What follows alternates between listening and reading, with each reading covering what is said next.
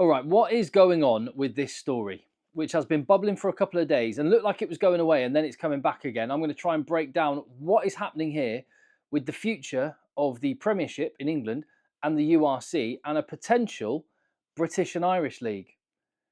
Lots to discuss, lots to unpack. This story came out a couple of days ago, and I've just kind of been watching what happened and watching what the response was, and then the response to the response.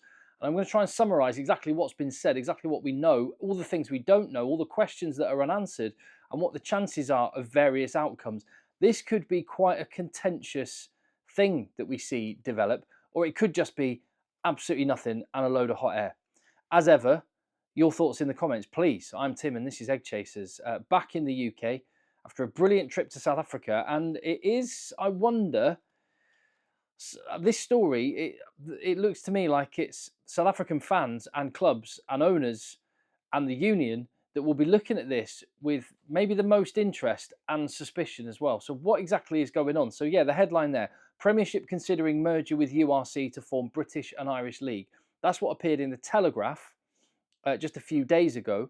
English clubs, it says, understood to be leaning towards a new competition without South Africa and Italian clubs involved.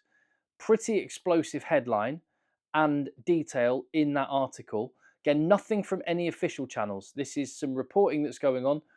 And it says, quote, a proposal is being explored. Now, it's clear from reading this article that this is a Premiership proposal. It was the Premiership rugby clubs that were getting round to discuss the future of their league, and it's they that are floating the idea. It's quite a big leap and a lot of assumptions to jump to there's plans for a British and Irish League. This is only the English clubs, and other proposals apparently that came up from the English clubs are an Anglo-Welsh League. So clearly, it's the English clubs that aren't happy with their situation at the moment, and they're looking to try and engineer a change. Now, there was a story during the Rugby World Cup, it's about a year ago, in fact, when there was a story saying that the four home unions, that's England, Wales, Scotland, and Ireland, were in discussions over a British and Irish League. This story won't go away. It's been here before. At that time, a year ago, apparently discussions were being had, and at that point, it was thought it would include South Africa and Italy. Now, the article that came out the other day said, quote, there is understood to be strong support for a combined competition within the Celtic unions. So Ireland, Scotland and Wales would be positive about the inclusion of English teams. However, the official response from the URC has poured cold water on any suggestion that there's going to be a new league, a British and Irish league, and they highlighted the strength and the growing strength of the URC and how well it's done in terms of viewing figures and all the rest of it. You can understand this, this just before a brand new season is not the sort of story that anyone would want to come out. Like I said, there are reasons why the English clubs might want a story like this to come out and why it might be to their advantage to try and start floating this idea, because they're in a weaker negotiating position than they have been in previous years. But there's lots to unpack, and the questions I'm going to try and go through: who would benefit from a British and Irish league? Is it even achievable? What would happen to South African and Italian teams if that actually happened? What is the impact on other competitions, for example, the Champions Cup? And why is this even being discussed? And I'm going to start with that last question first and try and answer that one. Why is this even being discussed? Well, in short, as is the reason for most discussions around the administration of rugby right now, money. The Gallagher Premiership is and has been a brilliant competition, really, really competitive, but it's not what it was. It is not what it was. We have had 3 clubs go bust in recent memory. Absolutely devastating for English rugby. Hundreds of years of history just down the pan like that. Fortunately, there are amateur versions of those clubs still going. Certainly in the case of Irish and Wasps. I'm not sure about Worcester actually, but they'll always exist in some form. But in the professional era, to see these clubs go bust due to, firstly, their own mismanagement, some bad luck in some respects. More so, I'm looking at Wasps with that one. But overspending, unsustainable budgets. And it was that reason why, when CVC, a private equity company, came in and said, we can offer you a load of cash, and what we want is 27% of all future commercial revenue deals, the Premiership clubs jumped at it. They'd got themselves in a position where they couldn't afford not to take this deal, but there were lots of people warning at the time, myself included. Well, actually, there weren't lots of people. There were some people warning at the time. Most people seemed to think this was an amazing deal and how it's going to lead to a land of milk and honey. But from my perspective, this always looked like it was going to be a disaster. It was a short-term fix, putting a bandage over a festering wound that needed some proper attention, and so it has proved.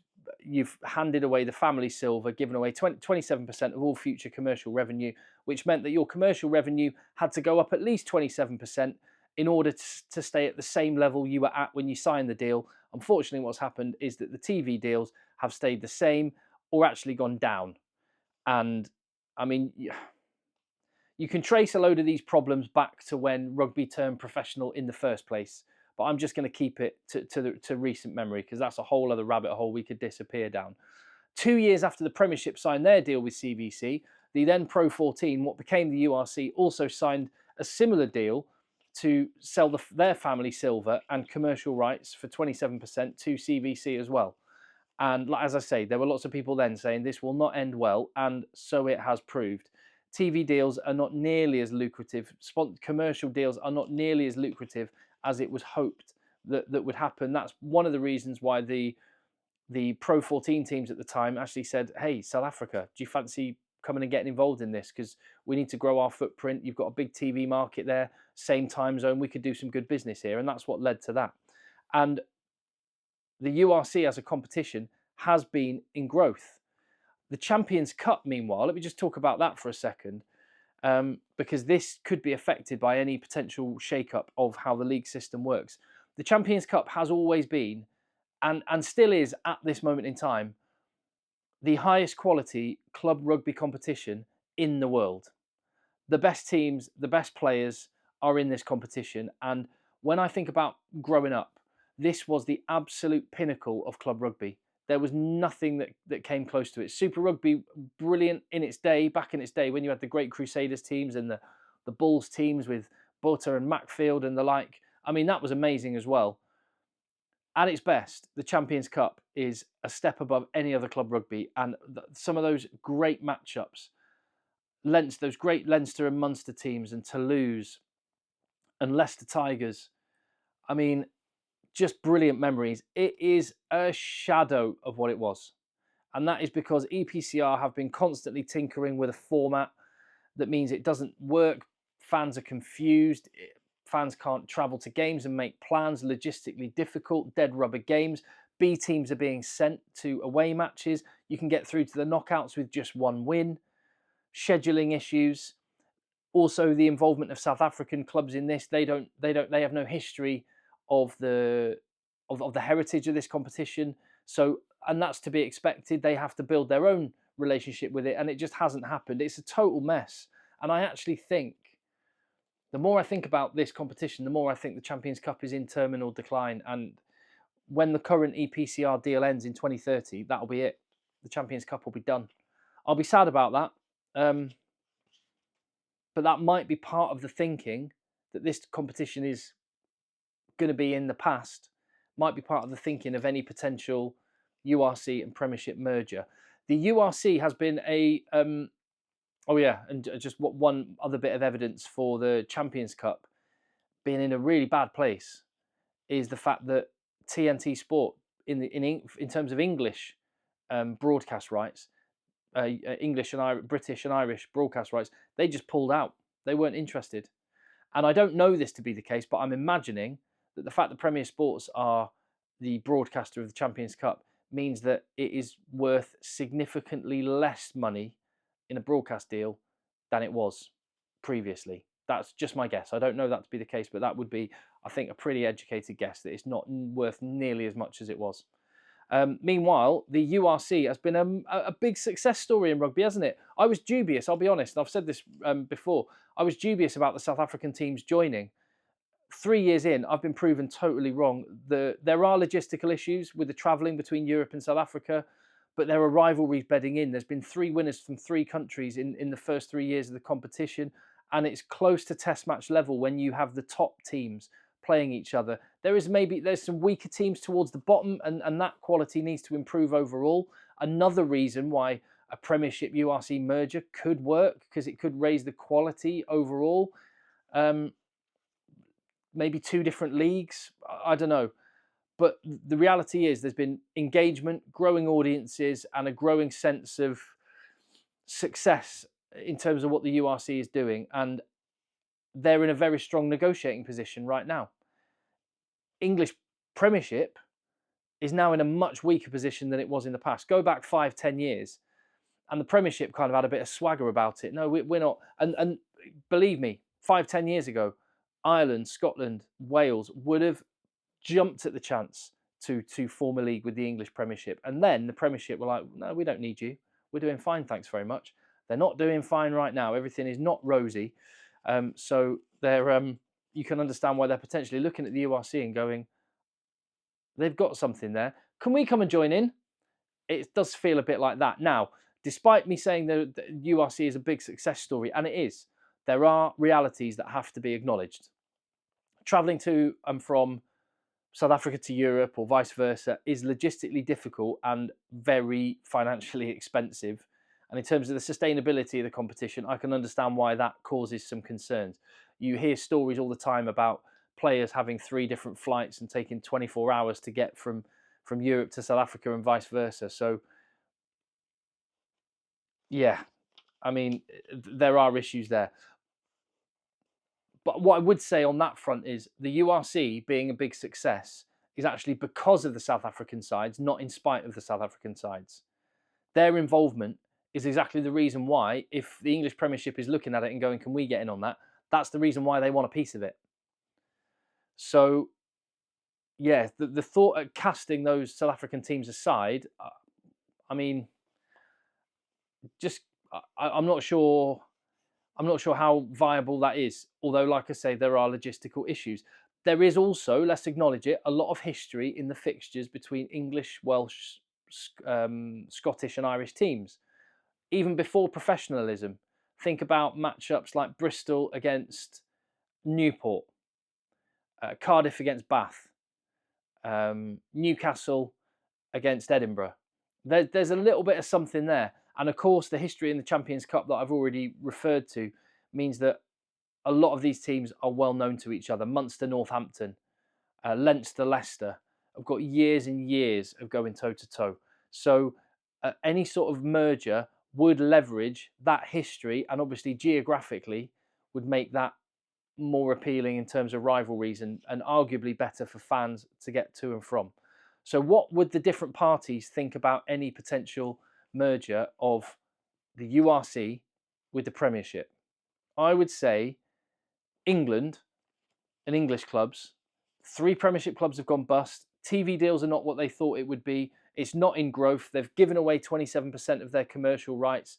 So there's a danger that other clubs are going to go bust. The RFU's in debt. Cuts are being made. It's not a good picture. So, yeah, I can understand why English clubs would actually be up for something new, particularly with the fact the Champions Cup is not what it was. And I'll come to what that could mean in a minute.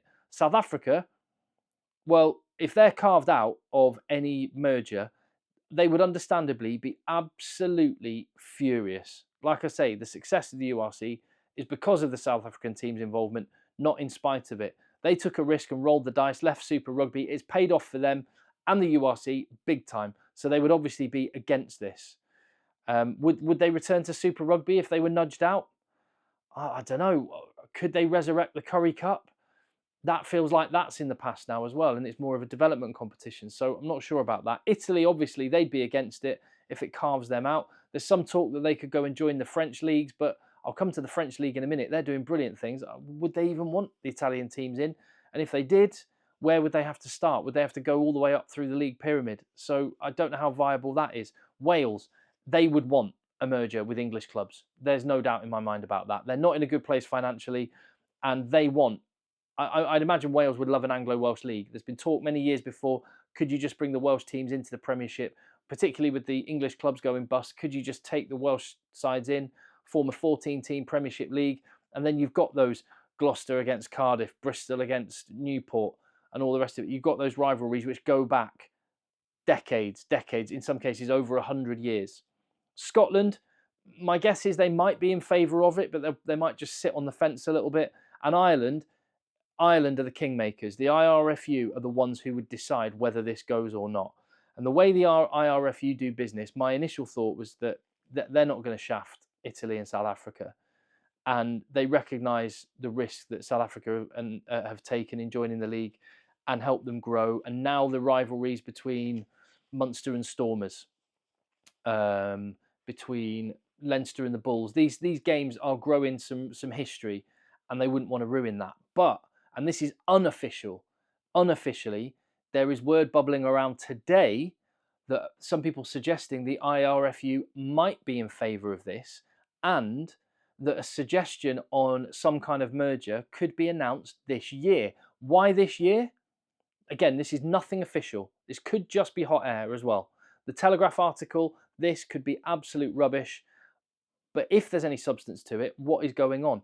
Well, one other fact, and I appreciate, look, I'm getting into the weeds on this, and I'm diving down. I'm trying to explain this in a way that makes it easily understandable, lays out all the facts, gives a bit of opinion, and gives you space to give your opinion as well. I am going into the weeds a little bit, but there is one fact. South Africa next year will get full URC voting rights. As things currently stand, they do not have voting rights at the table to decide on big decisions like this for the URC. So this is where I imagine South African fans and maybe owners of South African provinces are looking at this a little bit nervously, thinking, hold on a minute, that we could just get shafted here, and we might not be able to stop it. If they all sit around and agree without us, they could just say, off you go, off you trot. If that happens, and again, this is just a big if at the minute, the ill feeling that would generate, not worth thinking about. I hope that doesn't happen. To summarise, if something was going to happen, it should have happened 10 years ago, when the English clubs were in a strong position and the other nations were saying, hey, do you fancy doing something? And the English clubs went, no, thank you, we're fine. Now you'd have to unpick what has become a really good league in the URC. What I do think has materially changed that could lead to some kind of merger, and again, I hope it wouldn't nudge the South African and Italian teams out, but might just mean actually what happens is the English teams come with their bold, please can we join your league, rather than it being anyone getting nudged out or knifed or shafted or whatever. The one material thing that has changed is the fact the Champions Cup was great and is not great anymore. And I suspect, and I don't want this to happen, but I suspect what might happen is in 4 years' time, the Champions Cup is just gone. Family Silver's been sold to private equity, so there isn't the cash. So I think this could happen, potentially, if the Champions Cup is got rid of. And then you open up, 9 weekends in the season, 8 or 9 weekends that the Champions Cup takes up. You could just get those back immediately. And imagine if, that's over 2 months of rugby, isn't it? Imagine if instead of finishing in June, or in the case of the French top 14 in July, the league finished in April, the end of April, and you condense the league up, maybe the end of April, maybe even earlier.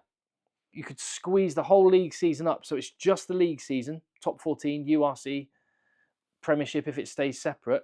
If you got rid of the Champions Cup, then maybe you could have the Champions Cup at the end of a league season. So you have your league season, and then the top 6 clubs from the URC, the top 6 clubs from the top 14, and let's say the top 4 clubs from the Premiership. 16 teams go into a knockout competition to decide the Champions Cup. That might be a new format for the season in the Northern Hemisphere, including the South African sides. Equally, because if you got rid of the Champions Cup, 9 weekends you've got back, you could have some kind of expanded competition, which includes the URC and the Premiership teams together, maybe in conferences, kind of NFL style, or I don't know how you'd work it, but you would have the space in the calendar to expand that competition a little bit, so you involve English teams as well as Welsh and Scottish and Irish and South African and Italian. Maybe even get a Georgian team in and a Portuguese team in as well, Spanish team. There's options and there would be space. So I think here's the thing with rugby, and this is where I would just finish. Rugby's problem has always been that long-term planning is never done. Too much. It's all about the short-term cash. That's the reason why the family silver was sold off to private equity, not long-term thinking. That's the reason why all the tinkering is done to the Champions Cup format, which has, in my opinion, ruined what was a great competition. No long-term thinking. Sometimes as well, turkeys need to vote for Christmas. You can't just try and hold what you've got and not think about growing it so that you have a slice of a bigger pie years down the line. And there's one great example of where that has been done, and that's in France. The top 14, and I'll finish on this, the top 14, if you want a lesson in how to run club rugby, look to France. They have got the biggest TV deal in rugby, in rugby union, anywhere in the world, by a mile as well. It's not even close. Millions of people watch. More people go to the stadiums than any other league. The atmosphere in those grounds is amazing, to the point that I regularly travel to France to watch top 14 rugby. It is so good. The standard of rugby is incredible. The biggest players in the world are wanting to go there. Fine, Siya Kolisi and his family didn't settle in Paris and they're coming back, but you take the point. And the way they've done it is with long-term thinking. They've got 3 fully professional leagues now in a proper league structure, and that could expand to 4 fully professional leagues before you know it. And what they did, just as one example, the top 14 clubs, rather than keep all their money for themselves, they actually said, do you know what? 1/3 of all of our money, we're going to give to the clubs in the second division so that they can make long-term plans, invest and plan to maybe one day be in the top 14 themselves. And as a result, they've got themselves into a brilliant situation. More long-term thinking like that is needed. As for the actual prospect of a British and Irish league, I can see the merits of it, but it will cause civil war between rugby unions around the globe, particularly South Africa. So if there is any change to the league structure, I hope it does not nudge them out. This one could run and run. What do you think? Again, thank you for bearing with me. Quite a long video, but I'm trying to summarize what's going on, give the different perspectives, chuck a bit of opinion on my own, add a bit of history to the mix, and then leave a bit of space now for you to tell me what you think in the comments down below. If you appreciate the content on the channel, if you love your rugby and you think you get value from this, then give the video a thumbs up, leave your comments and hit subscribe. I will see you on the next one.